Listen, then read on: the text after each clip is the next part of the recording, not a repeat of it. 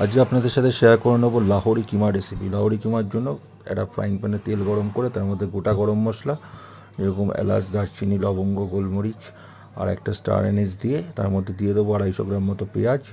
পেঁয়াজটাকে ভালো করে তেলে সতে করে তার মধ্যে দিয়ে দেবো 1 কিলো মতো মাটন কিমা। এই মাটন কিমাটার যতক্ষণ না কালার চেঞ্জ হচ্ছে পেঁয়াজের সঙ্গে, ততক্ষণ ওটাকে সতে করে তার মধ্যে দেবো আদা রসুনের পেস্ট 1 চামচ বড় চামচের। তারপরে দেবো 100 গ্রাম মতো টমেটো কুচি করে, আর তার সঙ্গে দেবো হলুদ, লঙ্কা গুঁড়ো, নুন আর একটুখানি কাসুরি মেথি দিয়ে ওটাকে ভালো করে সতে করে ঢাকা দেবো। ঢাকাটা খুলে তারপরে দেবো একটুখানি দইটা দিয়ে একটু ভালো করে সতে করব। সতে করে যখন ওটার কালারটা চেঞ্জ করে হালকা জল ছাড়বে, ওটার মধ্যে দিয়ে দেবো কাঁচা লঙ্কা, ধনেপাতা আর আদা জুলিয়েন কাট। দেখুন সুন্দর তৈরি হয়ে গেল আমাদের লাহোরি কিমা। দেখুন কী সুন্দর একটা কালার এসছে। আর যেটা অসাধারণ খেতে, রুটি বা ভাতের সাথে যে কোনো কিছুর সাথে খেতে পারেন।